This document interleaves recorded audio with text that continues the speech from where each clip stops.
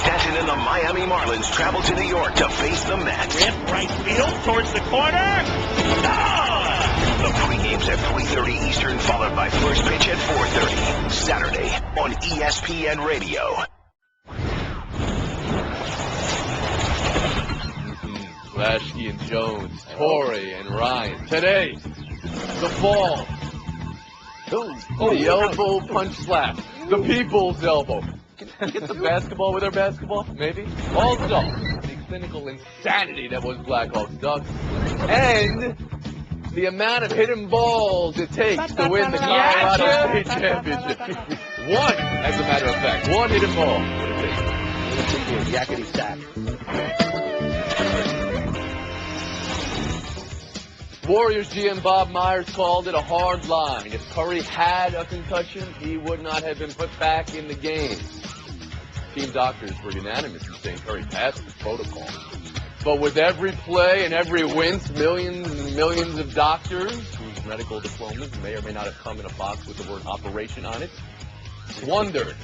Flatsky, I think you fall into that last class of people. Do you think it's fair to question the Warriors putting him back into the game? Yeah, you know what? I think it's fair for everyone to question. After what we've seen with the NFL, it's like we know too much, yet we don't know enough. We know too much to see how the NFL has affected all these players for all these years, and then we say, well, do we trust that he would actually not come back in the game if he had a concussion? Yet the Warrior trainer and team doctor had no comment, and there's no independent person over there looking at him. So everything that's happening in sports, all I know is he took a hard fall, he held his head, he came back, threw up an air ball in his first shot back.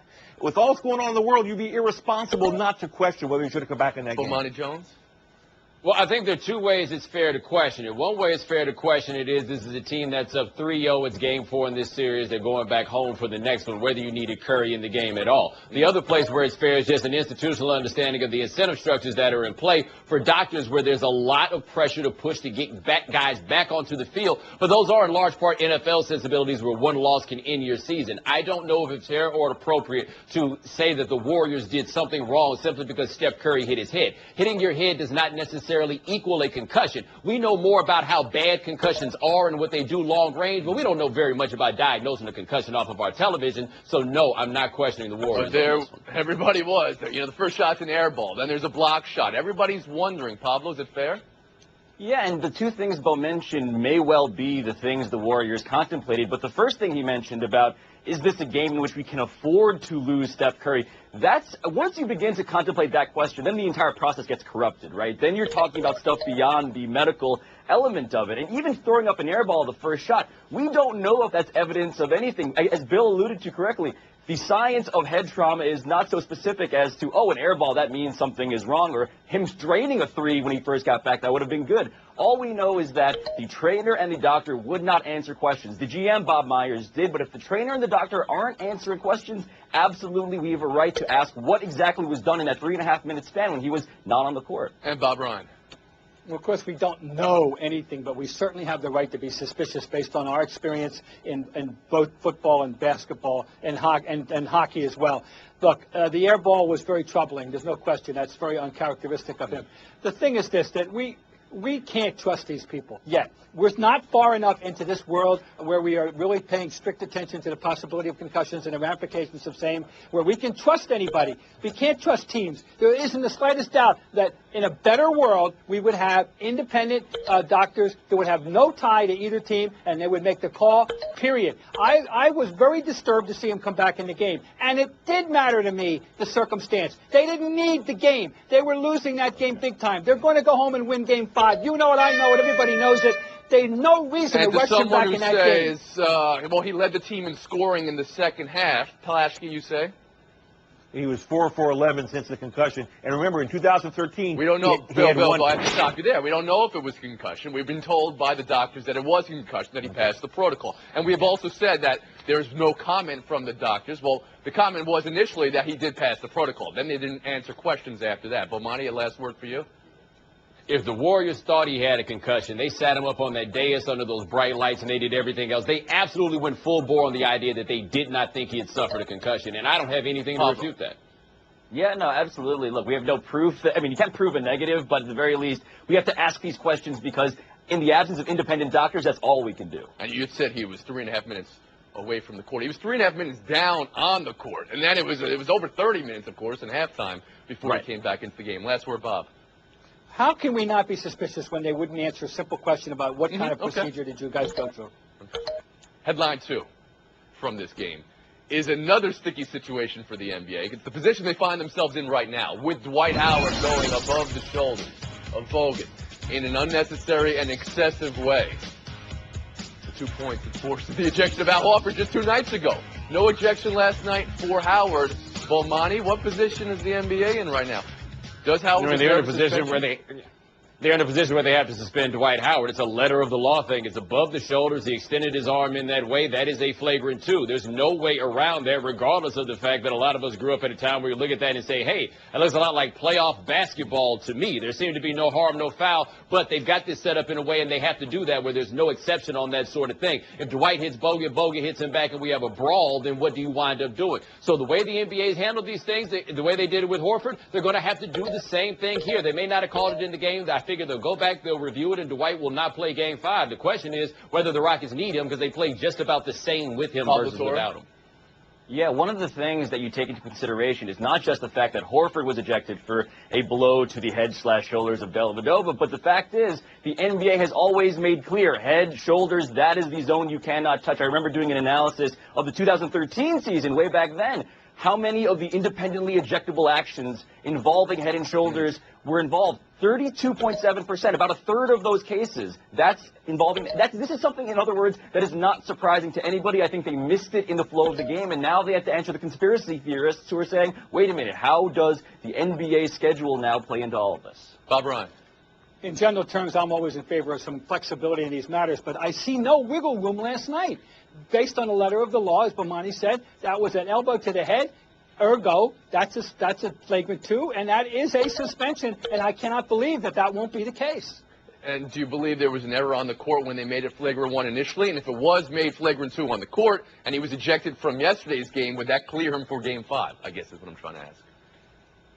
And it was Joey Crawford, by the way, who was right there, and he is the old-school arbitrator of situational justice, which I generally am in favor of, but I don't see how he blew that one. Okay. And Flashkey, you. Yeah, I think if he was ejected from the game, Tony, as you asked, I think that would have cleared him for Game 5. He was not ejected from the game. And what really bothered me was that look where the ball is when he hits Bogut. It's going up court. It's not a basketball play. He wasn't anywhere near the play. He can't say, well, I was fighting for the ball, fighting for the rebound. He just turned in and punched him in the head. So, yes, absolutely, he's got to sit out. You know, I mean, it's just what this postseason has been all about, right? Some questionable elbows to areas, and then, of course, players getting injured. And we have Hawks-Cavs tonight, potential elimination game for the Cavs, closeout game, and whether anything will come from this. Dellavedova. Saw you on Twitter, Bomani Jones. Are you on Twitter? Dellavedova, is he dirty or is he just always around dirt? The floor is yours. You can address that first. Now, this is a tricky one. It's a question you asked about Bruce Bowen when he was playing. No, Bruce Bowen isn't a dirty player. People just wind up stepping on his feet, and he accidentally hits them in the inseams. I don't know why that keeps happening to the same guy over and over and over again. So either Dellavedova is dirty, or he just keeps winding up in situations that are ambiguous, and the latter is a little bit difficult to conceive of. Now, I don't think that what happens with him necessarily is the end of the world. Like, we're not talking about one of the most diabolical players that we've ever seen. That being said, some of those things you saw there with Todd Gibson where he locked up the dude's legs, with Horford, it looked like the last straw with Horford was Dellavedova caught him with the elbow before he went down in the inseam, by the way. He's not the cleanest player in the world. If you don't want to say he's dirty, that's fine. Just admit that he must have the worst luck in the world because he keeps winding up in these places, and only him. Yeah, he's a habitual line stepper, the foremost example of that in the NBA, who's somebody who kind of is a combination of Matt Barnes and David Eckstein from baseball, somebody who's this combination goon and grinder and operates in the space between those two things and gets away with stuff. I mean, if you think about the power that Matthew Dellavedova has had, he's taken out 3 players, sometimes literally, sometimes just in the course of that single game, but Kyle Korver, the other example. This is a guy who knows exactly what he's doing, and the legs around Taj Gibson's foot, that's when I knew that this guy is pretty crafty at this. It's not just he's accidentally stumbling into this stuff. He knows exactly what that space is. Bob Ryan, you've watched a lot of basketball in your life. How do you view Dellavedova? I'm not buying it. I didn't see any of this stuff in any intention. I don't see it. I just see an incredibly aggressive player who is doing things to help his team win games, winning those so-called 50-50 balls. I just find it harder for me, unlike Bomani, to believe that he's dirty than it is for me to believe that he is. I just can't buy it. Flashkey? Bob mentioned the key word here. These are 50-50 balls. Coaches say these are what win postseasons. These are what win championships. All these plays are involved are 50-50 balls, and he's winning these 50-50 balls. I got no problem with what he's doing. Winning, or maybe whatever the opposite of winning is. Bomani Jones, you don't seem convinced by Flashkey's last. I mean, I understand the argument of winning 50-50 balls, but the competition with Kyle Korver's ankle felt a little bit lopsided. Like, everybody wants the ball. Some people think that maybe being around somebody's ankle is going to... So you think he made the decision to go through Korver in that instance?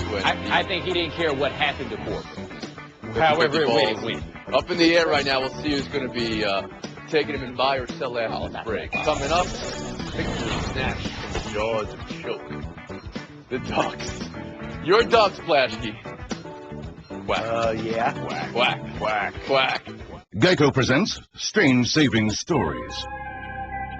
Astronomers detected an interstellar transmission. It stated, Geico, 15 minutes could save you 15% or more. The implications were staggering. Was the cosmos telling us we could all save hundreds on car insurance with Geico? Or did their radar merely pick up a signal from the nearby Rufus and Clyde's morning show? We may never know. Geico. 15 minutes could save you 15% or more on car insurance. Buy or sell. Blackhawks Ducks looked over, and then it wasn't over. And then a comeback that jolted you from your head to your taste. And then less than a minute into overtime, it was over, which had Gordon Bombay quacking. Flashkey, which team do you think comes away more psychologically affected from this convulsion? Well, I think the Blackhawks do. The Blackhawks were, moments after a tremendous comeback. Now that suddenly they're facing an elimination game. It's the first time in the Kane K's era. They were 7-0 in Game 5. First Game 5 they've lost. It was, again, as great as their comeback was, it was a cruel way for them to end. Bomani? No, if we're going to talk about this psychologically, I don't think it's going to hurt the Blackhawks that much. They've done too many things too often at this point. They're as weathered as anybody else. I don't even think it's about the entire Ducks roster. It's about Anderson, who gave up that awful goal. He's the one that wound up being saved by that quick turnaround. Pablo?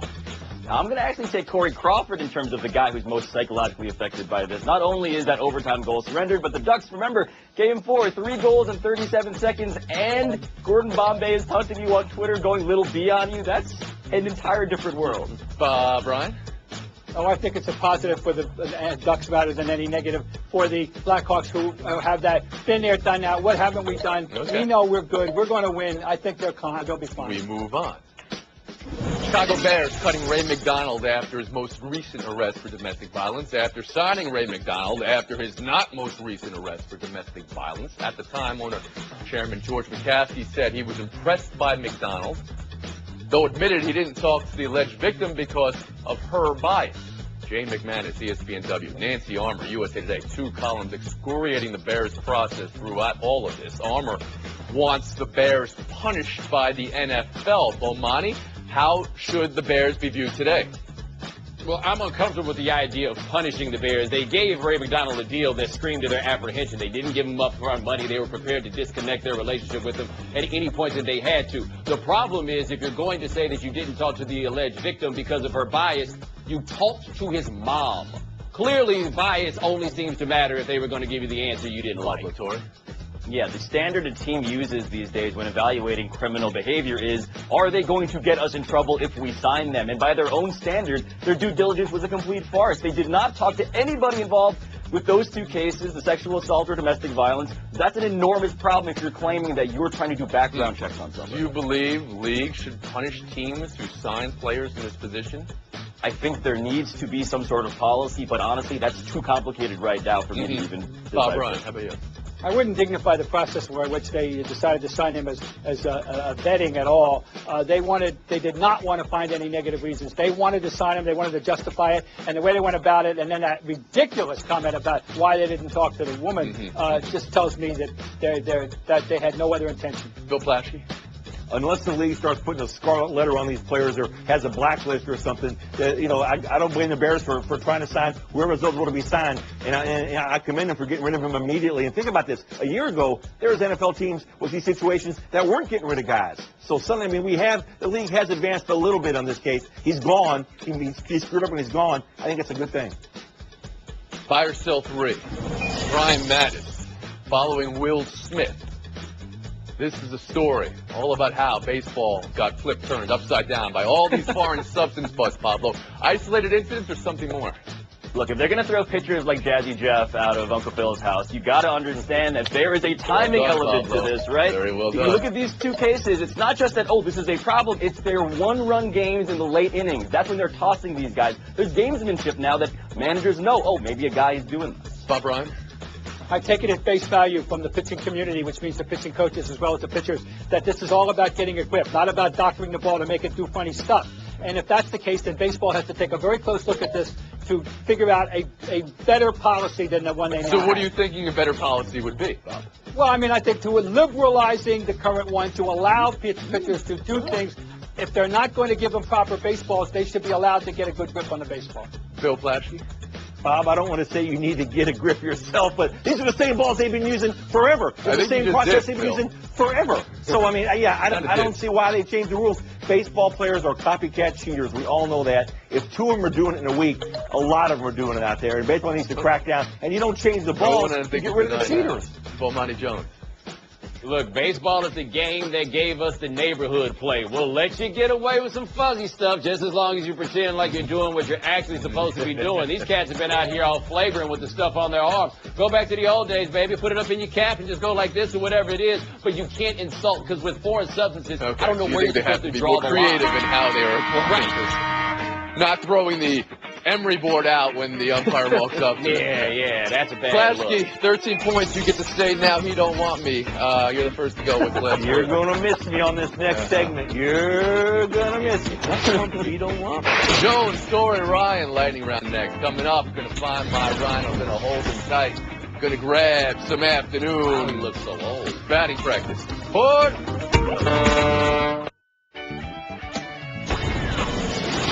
Listen up, Bomani. How wise is it for a GM of a team that finished third 3 years ago, fourth 2 years ago, fifth last year, to tell a reporter some fans don't understand the game and process? I'm asking for a Ruben Amaro Jr. vote. Yeah, no, it's not especially wise to do such a thing, especially when as bad as they've been. Nobody knows what exactly the plan is. The part about the plan that no one seems to understand is you've been stinking, you currently stink, you have assets that might help you in the future, but you don't seem to be moving them. I understand the confusion from the fans. Now, Ruben Amaro Jr. is using some of the vocabulary from the Philadelphia 76ers playbook. Trust the process, the plan, all that stuff. Big difference, though, he's actually talking. Sam Hinkie knows that if you're going to sell the process to people, it's really actually kind of a good idea to not say anything. That way you don't get in trouble with everybody else. Ruben should know better than that. You can't go after the fans. He probably got a letter from the disgruntled guy in King of Prussia, the morning of it, and he got all upset about that. And he's got to calm down, and just relax. Nice needle drop of King of Prussia right there from Bob Ryan. Always love that there's a town named after the King of Prussia in America in 2015.